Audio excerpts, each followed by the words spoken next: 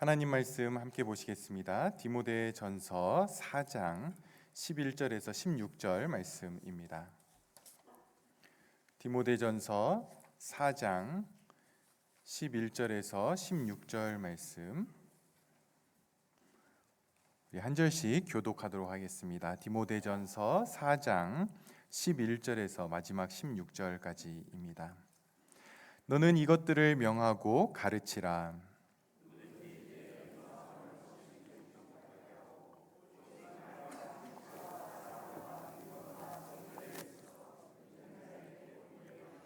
내가 이를 때까지 읽는 것과 권하는 것과 가르치는 것에 전념하라.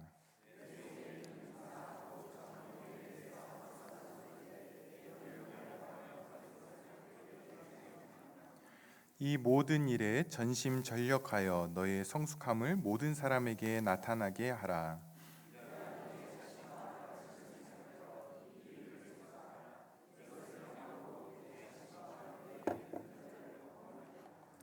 아멘. 우리가 함께 보고 있는 이 디모데전서와 함께 또 디모데후서, 디도서까지를 일반적으로 목회서신 이렇게 부릅니다. 바울 사도가 쓴 서신들인데요. 바울은 자기 자신이 목회자였고 선교사였고 또 교회를 개척하는 사람이었습니다. 지금 현재는 감옥에 있죠. 그리고 자신이 이제 곧 하나님의 부름을 받을 것이라고 하는 어느 정도의 이렇게 느낌을 가지고 있습니다. 사역의 마지막 시기에 이 노 사도가 젊은 목회자이자 또 자기가 아들처럼, 믿음의 아들처럼 여기는 디모데에게, 목회를 하고 있는 디모데에게 마음을 담아서 오늘 본문을 기록하고 있습니다. 여러분, 이 당시에 1세기 당시의 기독교 교회, 성도로 살아가는 것은 쉽지 않은 일이었습니다. 일단은 굉장한 핍박이 있었고요. 또 세상 안에서는 굉장히 무시당하는 그러한 처지에 있었습니다. 거기에다가 이 디모데가 목회를 하고 있는 에베소 교회는 굉장히 어려운 교회였습니다. 거짓 선지자들로 인해서 심각한 혼란과 또 교회 안에 여러 가지 어려움들을 겪고 있었습니다. 당연히 디모데의 마음이 편치 않았겠죠. 더군다나 디모데는 기질적으로 굉장히 내성적이고 소심한 사람이었습니다. 많이 위축되었을 것이고 그리고 힘이 나지 않았을 겁니다. 스트레스도 심해서 나중에 보면 위장병이 생길 정도로 소화가 안 되는 그러한 상황에 있었습니다. 그런 디모데에게 바울은 오늘 본문을 통해서 디모데 개인을 위한 그런 말씀을 전해주고 있습니다.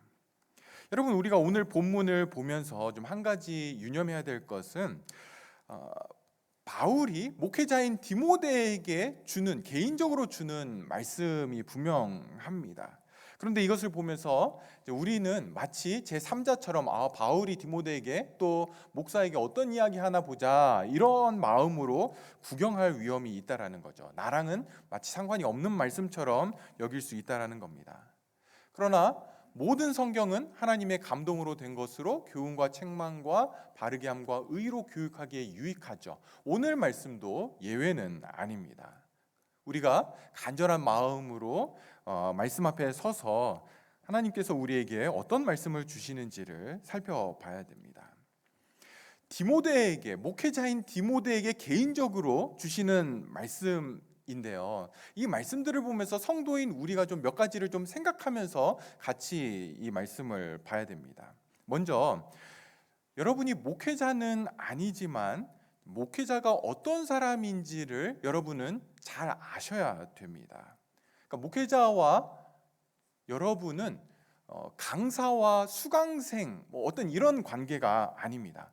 천국 가기 위한 입시 학원에 저는 강사고 여러분은 학원생이고, 그래서 제가 열심히 강의를 해서 여러분들이 천국 입시 테스트에 합격할 수 있도록 80점 이상 천국 열차 탑승 이런 거가 아니라는 거죠. 저와 여러분은 하나의 교회입니다. 교회는 예수님이 머리가 되시고 그리고 교회는 그분의 몸이죠. 그리고 그 안에 있는 저와 여러분은 지체입니다. 각각 손의 역할을 하는 사람, 발의 역할을 하는 사람, 눈의 역할을 하는 사람, 역할들은 다르지만 우리가 하나의 지체이고 한 몸이 되어서 예수 그리스도 안에서 지어져 가도록 부름을 받았습니다. 그렇기 때문에 지체이기 때문에 유기체죠. 유기체는 뭡니까? 각각 독립해서 있지 않다라는 겁니다. 서로가 연결되어 있기 때문에 제가 잘못되면 여러분도 잘못되는 것이고, 여러분이 잘못되면 저도 잘못되는 겁니다. 우리는 서로가 건강하도록 살피고 보살피고 섬겨주고 채워주고 세워줘야 됩니다. 이제 그런 면에서 목사인 저는 성도인 여러분들이 어떤 존재인지를 알아야 될 책임이 있고요. 여러분은 저를 비롯해서 사역자들, 목회자들이 어떤 자들인지를 잘 알아야 되는 책임이 있는 겁니다. 개인적인 사정을 알아야 된다 이런 이야기 하는 것 아니죠. 교회 안에서 어떤 역할로 부름을 받았는지를 알아야 된다는 겁니다. 어떻게 그 역할들을 건강하게 감당할 수 있는지 성경적으로 알아야 우리가 교회를 건강하게 세워가게 되는 겁니다. 목회자니까 목사니까 알아서 잘 하겠지라고 하면 안 된다라는 거죠. 여러분, 저의 영적인 건강의 한 부분은 여러분에게 달려 있습니다. 다시 말해서 저는 어떻게 할 수 없고 여러분만이 하실 수 있는 저의 영적인 건강의 한 부분이 있다라는 거예요. 그 역할을 하기 위해서 여러분은 목회자가 어떤 사람인지를 분명하게 잘 아셔야 됩니다. 두 번째로, 이 말씀들이 목회자인 디모데에게 주어지긴 했지만 그 안에는 성도이기 때문에 주어진 말씀들이 있습니다. 목회자도 성도죠. 제가 한국에서 공부한 총신대학은 굉장히 작은 학교입니다. 근데 이 학교가 사당동에 이렇게 이 동산 언덕배기에 있는 학교인데요. 그 학교를 들어가면 정문으로 쫙 들어가면 모든 학생들이 다 지나가야 되는 길이 있습니다. 작기 때문에 거기를 통과해야만 강의실로 갈 수 있는데 그 가는 길에 이렇게 커다란 바위가 하나 있고 거기에 이제 교훈이 적혀져 있습니다. 5가지인가 4가지인가 5가지가 있는데요. 그 중에 첫 번째가 뭐냐면 신자가 되라 이렇게 이제 적혀 있습니다. 목회자와 교회 지도자들을 양성하기 위해서 세워진 학교인데요. 목회자가 되고 교회 지도자가 되기에 앞서서 훨씬 더 중요한 게 뭐냐면 신자가 되는 것, 성도가 되는 것이 중요합니다. 여러분, 디모데에게 주어진 말씀 중에는요, 목회자라서 주어진 말씀이 아니라 성도이기 때문에 주어진 말씀도 있습니다. 그것은 우리에게도 동일하게 주시는 말씀인 거죠. 세 번째로, 오늘 말씀들 중에는 디모데가 에베소 교회를 목회하고 있기 때문에 교회의 목회자로서 그에게 주어진 말씀들이 있습니다. 그 말씀들은 교회에 대한 이야기들이고요. 그것은 교회의 본질과 중심이 어디에 있는지를 보여주고 있습니다. 에베소 교회만을 위한 말씀이 아니죠. 우리 교회에게도 주시는 말씀이고요. 그렇기 때문에 말씀 가운데 하나님께서 우리 교회에게 또 우리에게 어떤 말씀을 주시는지를 들을 수 있어야 됩니다. 이것을 놓치면 안 되는 거죠.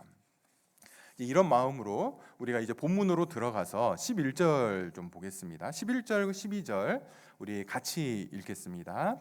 너는 이것들을 명하고 가르치라. 누구든지 내 연소함을 업신여기지 못하게 하고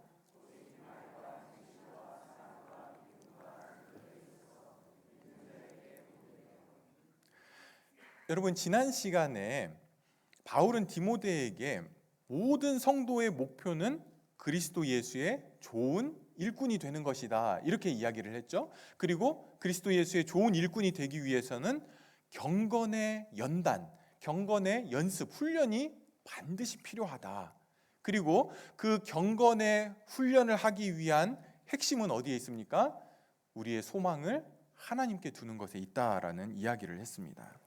오늘 본문에서 바울은 좋은 일꾼이 되기 위해서 필요한 또 한 가지에 대해서 이야기하는데 그것은 바로 믿는 자들의 본이 되는 것, 성도들의 본이 되는 사람, 그들이 좋은 일꾼이다라고 이야기를 합니다. 우리가 보아온 것처럼 디모데가 지금 목회하는 이 에베소 교회는 굉장히 터프한 교회입니다. 거기다가 디모데는 젊은 목회자였죠. 대략 20대 후반, 30대 초중반 정도 이렇게 보고 있는데요. 이런 젊은 목회자가 에베소 교회에서 지금 목회를 하고 있습니다. 여러분, 이 에베소 교회 어떤 교회입니까? 바울이 개척을 했죠. 그런데 많은 교회들은 바울이 개척하고 잠시 머물다가 이렇게 떠나는데 에베소 교회만은 바울이 가장 오래 머문 교회 중에 하나입니다. 3년을 머물면서 계속해서 거기서 말씀을 전하죠. 두란노 서원이라고 하는 곳에서, 두란노에서 계속해서 매일마다 말씀을 전해서 세워진 교회, 그렇게 성도들이 양육을 받은 최고의 말씀을 가르치는 사람으로부터 훈련을 받은 교회입니다. 그런 교회에 젊은 디모데가 부임을 한 거죠. 여러분, 유대 사회는요, 우리나라처럼 나이가 굉장히 중요한 그런 문화권에 있는 사회입니다. 장로라고 할 때에 기본적으로 나이가 있는 사람을 장로로 세웠습니다. 더군다나 에베소 교회에 있는 장로들 가운데는요, 바울이 세운 장로들도 아마도 지금까지 있었을 것입니다. 그렇기 때문에 상대적으로 목회 초년병인 이 디모데가 어설퍼 보일 수밖에 없죠. 거기다가 디모데는 기질도 소심했습니다. 누군가 한마디 하면은 집에 가서 그냥 그것 때문에 너무너무 힘들어하는 그러한 기질을 가지고 있습니다. 디모데가 복음의 진리를 선포하고 가르치고 훈련하도록 그 에베소 교회에 보내졌는데요. 이런 디모데에게 바울은 뭐라고 이야기합니까? 내 연소함을 업신여기지 못하게 하라. 다시 말해서 네가 복음을 선포하고 가르치고 훈련하기 위해서 너의 연소함이 방해가 되지 않도록 해라라고 이렇게 말씀을 하고 있습니다. 여러분, 어떻게 해야 될까요? 이 젊은 디모데는 어떻게 해야 됩니까? 좀 강하게 좀 나가야 될까요? 아니면 어떤 뭔가를 좀 아는 것처럼 신학적인 전문 용어를 사용해서 좀 허세를 좀 부려야 될까요? 아니면 나 목회자예요. 목회자에게 그렇게 하면 하나님이 가만히 있지 않을 거라는 성령님의 음성이 들리는 것 같아요. 어떤 이런 방식을 써야 될까요? 여러분, 세상은 그런 식으로 사람들을 대하지만 성경이 저와 여러분에게 기대하는 모습은 그런 것이 아닙니다. 12절 마지막에 있듯이 믿는 자의 본이 되어라 이렇게 이야기를 합니다. 나의 모습을 보고 사람들이 저 사람처럼 되고 싶다, 저 사람처럼 믿고 싶다 하는 방식으로 너의 연소함을 업신여기지 못하게 하는 것, 그것이 성경적인 방법입니다. 성도 여러분, 세상은 힘을 가지고 사람들을 강제하고 윽박지르고 이렇게 하는 것으로 세상은 사람들을 대합니다. 그러나 교회와 성도들은 그런 존재가 아니죠. 섬기는 것으로, 사랑으로, 저 사람처럼 되고 싶다라는 그런 방식으로 경건한 본이 되는 것, 그것이 세상을 섬기는 교회의 방법입니다. 여러분, 교회 공동체, 이 믿음의 공동체는요, 따라야 할 본을 보이는 사람들이 있을 때에 건강하게 세워져 가게 됩니다. 나는 저 사람처럼 믿고 싶고 저 사람처럼 되고 싶어라는 마음이 생기게 하는 그런 사람들이 있어야 영적으로 건강한 공동체가 되는 거죠. 그래야 그 공동체는 믿음이 깊어지게 되고요, 성숙해지는 것입니다. 이렇게 본받을 만한 경건한 어른들이 많은 교회, 그게 복된 교회고 은혜가 있는 교회입니다. 작년에 말씀 사경회 때 오셨던 김영익 목사님께서 쓰신 책에 경건한 어른을 이렇게 설명을 합니다. 교회 안에 경건한 어른이란 교회의 많은 성도들이 그가 가진 재능이나 업적이 아니라 그의 경건한 영향력을 인정하기 때문에 웃 어른으로 바라볼 수 있는 사람으로서 하나님을 정말 아는 사람, 상한 심령으로 하나님께 나아갈 줄 아는 사람, 자기 자신보다 그리스도께 푹 빠지는 법을 아는 사람, 자아를 찾는 것보다 그리스도를 아는 일에 더 관심을 두는 사람, 거룩하게 자라가는 사람, 사람들에게 열심과 뜨겁게 타오르는 듯한 인상을 주려고 애쓰지 않는 사람, 자신의 내면과 사람들 앞에서 드러나는 모습의 차이를 깨트리고 정직하게 자기 자신이 되는 사람, 얄팍한 프로그램이나 행사로 자기를 드러내지 않는 사람, 행동뿐 아니라 존재만으로 하나님을, 주님을 향한 마음을 느끼게 해주는 사람, 인생에서 심지어 교회에서조차 이리 치이고 저리 치이느라 한 번도 그리스도의 모습을 생각할 수 없었던 사람에게 경건한 영향력으로 다가오는 사람이다. 여러분, 이런 경건한 어른들이 교회 안에 많다라면 얼마나 복되겠습니까? 저도 이것이 꿈이고 또 여러분들도 이런 경건한 어른이 되도록 힘써야 되는 거죠. 그러니까 좋은 일꾼이 된다라는 것, 그것은 경건한 본을 보이는 성도들입니다.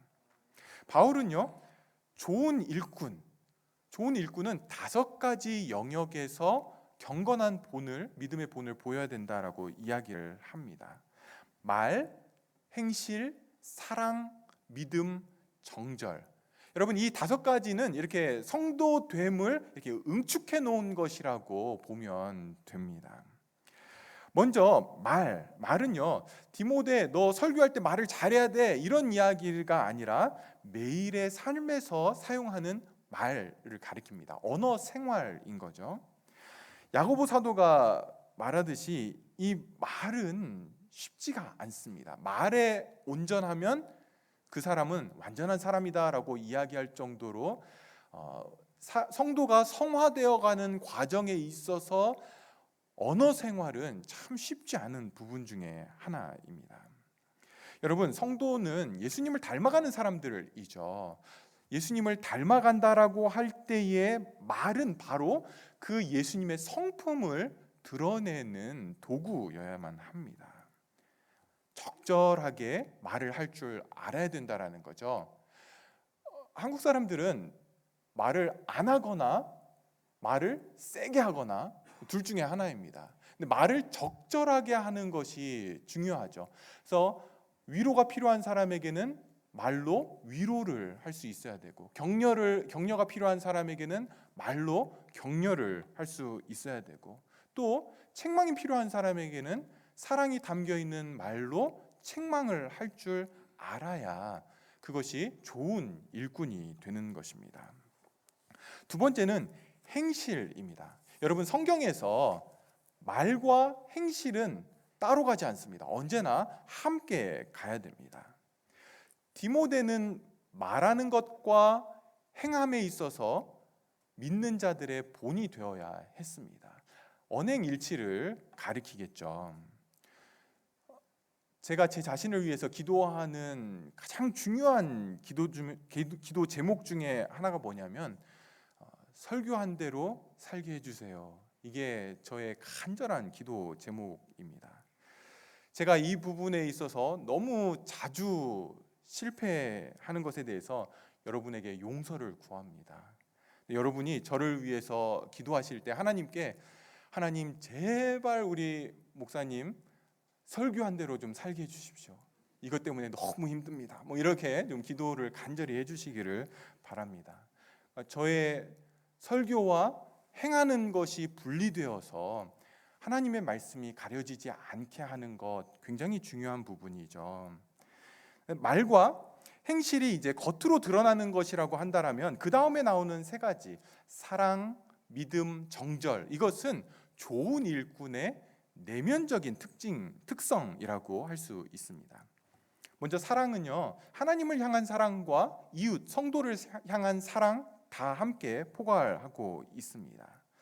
영혼을 긍휼히 여기는 마음, 사람들을 진실이 대하는 모습인 거죠. 진심이 아닌데 그냥 겉으로만 사랑하는 척, 그것은 위선입니다.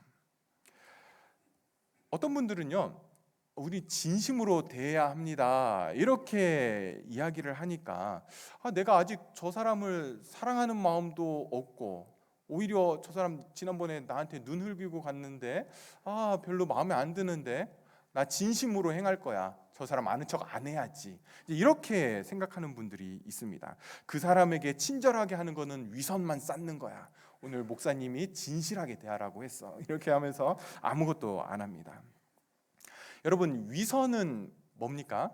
그러니까 상대방을 사랑하는 마음이 없지만 상대방이나 또는 다른 사람들로부터 인정을 받기 위해서 인위적으로 사랑하는 척 하는 것이죠. 그게 위선입니다. 그런데 성도는요, 사랑하는 마음이 지금 당장은 없고 또 때로는 그 사람이 마음에 안 드는 그러한 마음이지만 상대방을 사랑하기 원하는 마음으로 그에게 다가가고 친절을 베풀고 기다려주고 인내하는 것, 그것을 성경은 사랑이라고 이야기를 합니다. 동기가 어디에 있느냐가 중요한 거죠. 여러분, 고린도전서 13장에 보시면 사랑에 대해서 이야기하는 것, 그것은 감정보다 훨씬 깊은 것임을 우리는 볼 수 있습니다. 치열한 자기 안에서의 싸움이 사랑이다라고 고린도전서 13장은 이야기를 하는 겁니다. 그리스도 예수의 좋은 일꾼은 바로 사랑을 위한 이 치열한 싸움을 하는 사람이다라는 것입니다. 또 다른 내면적인 특징은 믿음입니다. 여러분, 이 믿음은 예수 그리스도와 그의 복음을 믿는 믿음이죠. 예수님을 믿는 것의 반대는 뭘까요? 예수님을 믿는 것, 예수님을 안 믿는 것. 여러분, 예수님을 믿는 것의 반대는 나를 믿는 것입니다. 나를 믿는 것. 우리가 지금 이 자리에 함께 모여 있는데 하나님이 갑자기 눈에 보이도록 이 자리에 딱 임하셨다라고 가정을 한번 해보시죠. 우리 마음이 어떨까요? 제일 먼저 이렇게 막 머리가 막 돌아가겠죠. 화로다 나여 망하게 되었도다. 지난주에 맥체인 성경 읽기를 다 못 끝냈는데, 기도 많이 못했는데, 오늘 하필 예배 늦었는데 오늘 오시다니 이게 무슨 일인가, 이렇게 생각할 수 있겠죠. 또는 반대로 그동안 성경 안 읽다가 지난주 꽤 읽었는데 이러거나, 수요 예배 간만에 나갔는데 하나님 오셨네, 하나님 저 수요 예배 때 보셨죠, 어떤 이런 마음이 생길 수 있습니다. 여러분, 무엇 때문에 하나님이 이 자리에 오신다라고 할 때, 우리가 그 앞에 선다라고 할 때에 하나님이 나를 어떻게 평가하실까, 이게 굉장히 중요하잖아요. 이래도 괜찮을까, 이런 마음이 듭니다. 우리는 너무나 쉽게 하나님 앞에 설 때에 내가 그래도 나름 자격도 좀 갖추고 그래도 한두 가지 하나님 앞에 좀 내세울 것을 가지고 하나님 앞에 서야 마음이 좀 편하고 하나님께 인정을 받을 수 있다라고 생각을 합니다. 그래서 예수를 믿는데, 안 믿는 게 아닙니다. 우리 다 예수 믿죠. 예수 믿는데 그래도 내 편에서 뭔가를 해야 하나님 앞에서 떳떳할 수 있다라는 그런 생각을 가지고 있습니다. 그런데 여러분, 성경이 우리에게 요구하는 믿음은 그런 모습이 전혀 아닙니다. 내 노력과 의지와 어떤 조건을 행하는 것으로, 어떤 것을 행하는 것으로 하나님 앞에 설 수 있는 자격을 갖추는 것이 아니라는 거죠. 그것이 불가능하다라는 것을 믿는 것, 그것이 성경이 말하는 믿음입니다. 그 자격을 예수 그리스도께서 조금도 부족함 없이 완전하게, 완벽하게, 온전하게 이루셨음을 알기 때문에 하나님 앞에 설 때에 나는 오직 하나님의 예수 그리스도의 그 공로만 의지해서, 그 공로만 신뢰해서 그것을 붙들고 하나님 앞에 선다라고 하는 것, 그것이 성경이 말하는 믿음입니다. 여러분, 우리는 예수님을 믿는다라고 하면서도 이 부분에 있어서 얼마나 나를 믿고 있는지 모릅니다. 끝없이 나의 어떠함을 신뢰하고 싶고 그것으로 하나님 앞에 설 수 있는 것처럼 그렇게 여깁니다. 아닙니다, 여러분. 우리는 하나님 앞에 조금도 내 것을 가지고 서지 않습니다. 그것이 좋은 것이든 그것이 죄든 어떠한 것도 가지고 서지 않습니다. 여러분, 우리가 선을 행하고 그리고 오래 참고 경건의 훈련들을 하고 사랑을 위해서 우리 안에 수많은 몸부림들을 치는 것, 그것이 성도의 모습 분명히 맞습니다. 그러나 하나님 앞에 설 때에 우리가 그것을 가지고 서는 것은 아니라는 거예요. 우리는 하나님 앞에 설 때에 오직 예수 그리스도 한 분, 그분이 이루신 그 공로, 그분의 완전함이 나의 완전함이 되고, 그분만이 나의 피난처가 되고 나의 반석이 되고, 그분의 의로움이 나의 의로움이 되어서 그것만 가지고 우리는 하나님 앞에 서게 되는 것입니다. 그걸 신뢰하는 거죠. 그것이 믿음입니다. 여러분, 우리가 이 복음을 믿지 않고 나를 믿게 되면, 그래서 어떤 의지와 노력과 행함으로 자격을 갖추려고 하면 자격을 갖출 수 없을 뿐만 아니라 예수 믿는 기쁨과 평안을 누릴 수가 없습니다. 복음이 주는 그 자유함이 무엇인지를 우리는 다 놓치게 된다라는 거죠. 의지가 강한 것이 믿음이 아닙니다. 여러분, 믿음의 반대는 율법입니다. 율법주의, 자기 의의를 쌓게 만드는 율법주의가 믿음의 반대죠. 율법주의적인 마음은요, 나뿐만 아니라 다른 사람들도 그런 기준과 시각으로 보게 됩니다. 여러분, 우리는 서로를 사랑으로, 진실함으로, 긍휼히 여기는 마음으로, 인내하고 기다려주는 마음으로 그들을 대해야 되는데, 율법주의가 우리 안에 있게 되면 어떻습니까? 다른 사람들을 보는 눈이 다 판단하고 정죄하는 눈으로 사람들을 바라보게 됩니다. 아니, 저 사람은 왜 저럴까? 아니, 저 사람은 왜 저게 안 돼? 품어주고 사랑하는 마음들이 없다라는 거죠. 나를 의지하지 않고 오직 예수 그리스도만을 바라볼 때, 그분의 공로만을 의지하며 하나님 앞에 선다라는 것이 확실할 때에 우리는 다른 사람들도 그 눈으로 바라보게 됩니다. 아, 저분도 동일하게 예수 그리스도의 은혜로만 하나님 앞에 서는 거야, 이 마음들을 갖게 되는 것입니다. 다섯 번째로 믿는 자들의 본이 되어야 하는 영역은 정절입니다. 이 정절은 정결함, 퓨리티를 가리키는 단어입니다. 도덕적으로, 윤리적으로 깨끗한 것을 의미하는 단어이기도 하고요. 이 단어 안에는 성적인 영역에서의 정결함을 의미하기도 합니다.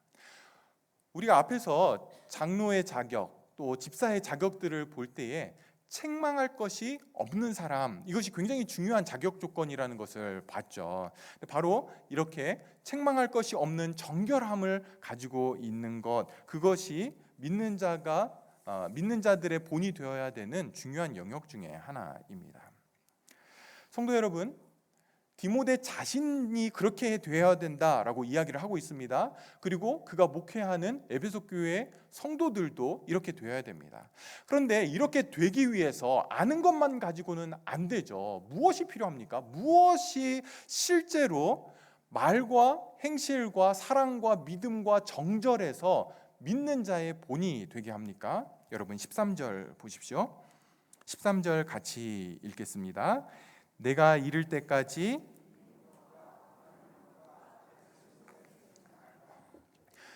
여러분, 목회자로서 디모데가 전념해야 되는 것, 마음을 다 들여서 올인해야 되는 것, 그게 뭡니까?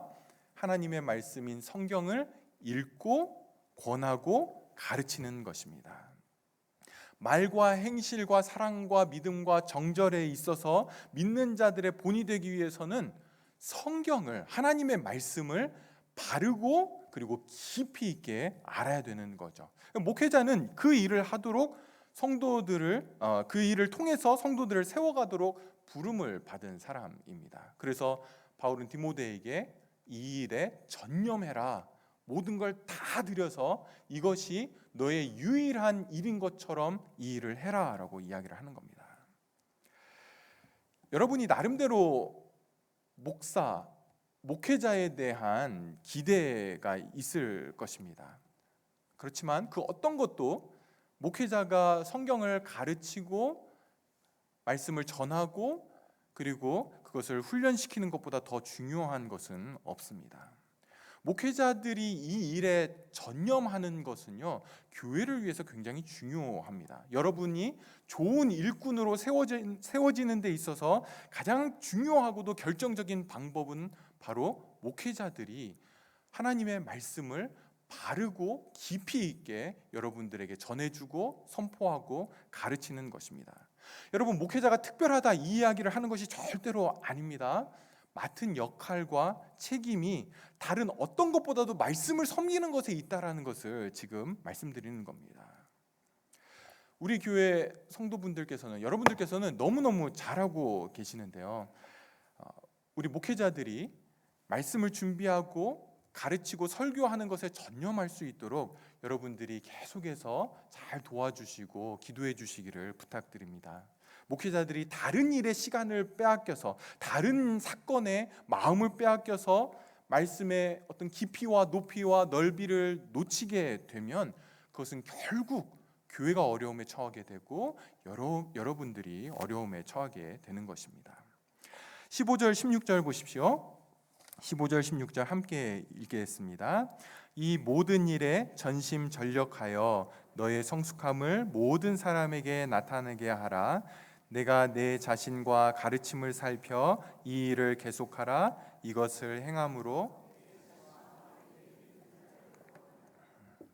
바울 사도는 디모데에게 이 모든 일에 전심전력하라라고 하면서 내 자신과 가르침을 살피라, 살펴서 이 일을 계속하라 이렇게 명령을 합니다.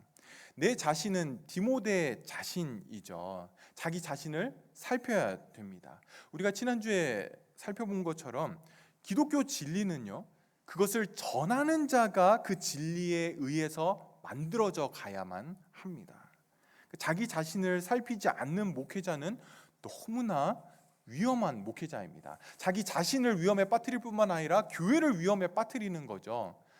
여러분, 얼마나 설교를 잘하고 얼마나 말씀을 잘 가르치느냐, 이것은 두 번째 문제입니다. 유대 문화, 유대의 이 글쓰기에 있어서는 순서가 굉장히 중요한데요, 오늘 바울은 내 자신과 가르침을 살피라 이렇게 이야기를 하죠. 그렇다면 중요한 게 뭐냐면 내 자신을 살피는 겁니다. 성경의 진리가 목회자 자신을 새롭게 하고 빚어가고 만들어가게, 그렇게 너 자신을 살피라라고 이야기를 합니다.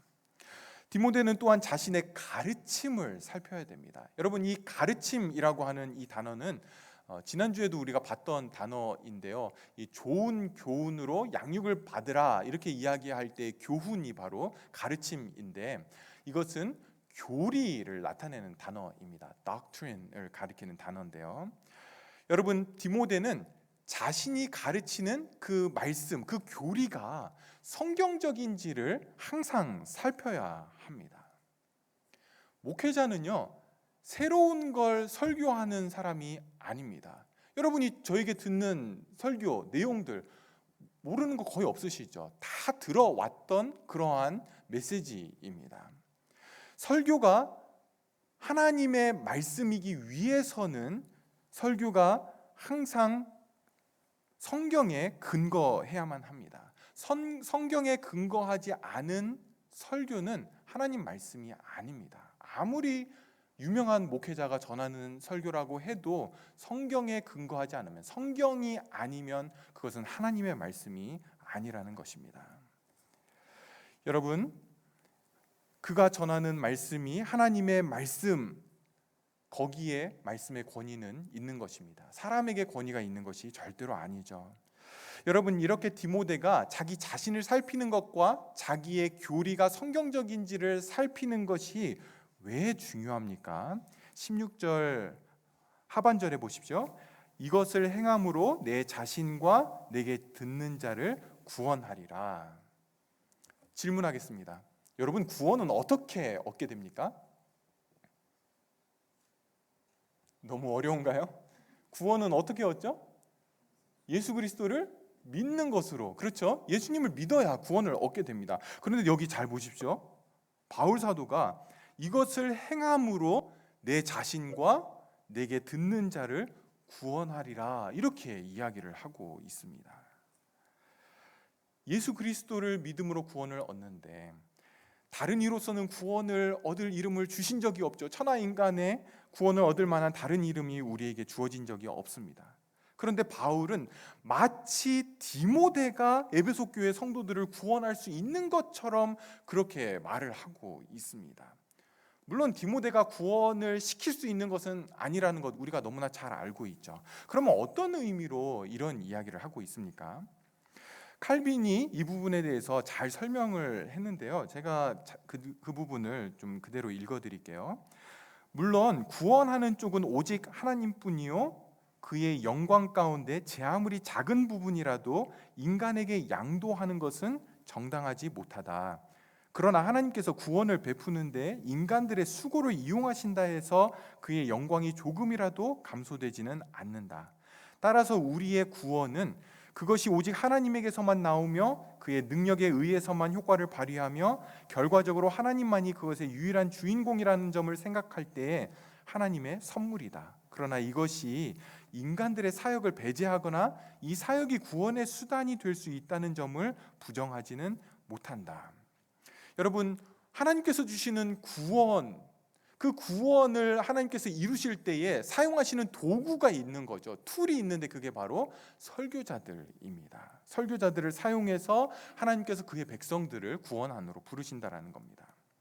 여러분, 구원은 우리가 오직 믿음으로 구원을 얻게 되죠. 믿음은 어디서 납니까? 믿음은 들음에서 나고 들음은 그리스도 예수의 말씀으로 말미암는다라고 이야기를 하죠. 설교자들은 바로 그 예수 그리스도의 말씀을 전하도록 하나님께로부터 부름을 받은 자들입니다. 그렇기 때문에 하나님께서 도구로 사용하는 그 설교자들을 통해 하나님은 구원을 이루시는 겁니다. 설교자가 중요한 게 아니라 그 설교자들을 통해 주어진 하나님의 말씀, 예수 그리스도의 말씀이 그 구원의 일들을 이루어가는 것이죠. 그렇기 때문에 믿음의 공동체인 교회는 성경 중심, 말씀 중심이어야만 합니다. 여러분, 하나님은 얼마든지 직접 일을 하실 수 있습니다. 하나님이 직접 이 자리에 오셔서 설교를 하시는 것, 그것이 훨씬 더 효과적이죠. 저는 오히려 하나님의 일에 방해만 될 뿐입니다. 그분은 설교하실 필요도 없고 그냥 이 자리에 서 있기만 해도 하나님의 모든 일들은 이루어집니다. 그럼에도 불구하고 하나님은 사람들을 통해서 일을 하십니다. 심지어 전적으로 하나님의 주권인 구원이 마치 디모데와 같은 사람에게 달려있는 것처럼 그렇게 말씀을 하고 계시죠. 여러분, 사람은 구원에 대해서 내가 단 1%도 뭔가를 기여했다라고 주장할 수가 없습니다. 그런데 하나님은 그의 백성들을 통해서 그리스도 예수의 좋은 일꾼들을 통해서 그의 백성들을 구원하시기를 기뻐하신다라는 겁니다. 왜 하나님은 이렇게 일을 하십니까? 왜 그렇게 일을 하시죠? 그것은 구원받을 백성들도 중요하지만 그것과 함께 하나님께서 사용하시는 그 툴, 그리스도 예수의 좋은 일꾼들, 저와 여러분을 빚어가시는 하나님의 방법이 바로 하나님의 사역에 우리를 동참시키는 것입니다. 마치 우리에게 구원이 달려있는 것처럼 너 정신 똑바로 차리고 말씀대로 설교하고 가르치고 훈련시켜야 돼. 거기에 구원이 달려있어. 그렇게 말씀을 하시는 거죠. 아닌데, 분명히 저에게 구원이 달려있는 것이 아님에도 불구하고 하나님이 그렇게 말씀하시는 이유, 그것은 저를 성도답게 세워가시는 하나님의 방법이기 때문에 그런 것입니다. 여러분, 우리는 은혜라고 하면 은혜 받으면 내가 모든 걸 다 할 수 있지, 그 은혜 받기 전까지 나는 그냥 아무것도 안 하고 있다든지 손을 놓고 있다든지, 하나님이 은혜를 주시면 나한테 열심도 생기고, 은혜 주시면 교회 안에서 내가 섬김도 하고, 그런 일들이 일어날 거라고 생각을 합니다. 맞죠? 그렇습니다. 하나님이 은혜 주시면 다 됩니다. 그런데 하나님의 은혜는 언제나 우리 안에 소원을 만들어내십니다. 빌립보서 2장 12절 13절에 이렇게 바울이 이야기합니다. 그러므로 나의 사랑하는 자들아, 너희가 나 있을 때뿐 아니라 더욱 지금 나 없을 때에도 항상 복종하여 두렵고 떨림으로 너희 구원을 이루라. 너희 안에서 행하시는 이는 하나님이시니 자기의 기쁘신 뜻을 위하여 너희에게 소원을 두고 행하게 하신다. 여러분, 하나님께서 우리를 자라나게 하고 성화시켜가고 구원 안으로 인도하시는 방법이 뭐냐면 우리 안에 소원을 주시는 겁니다. 소원을 두신다라는 거죠. 하나님을 기쁘시게 하는 그 소원, 그것을 두신 겁니다.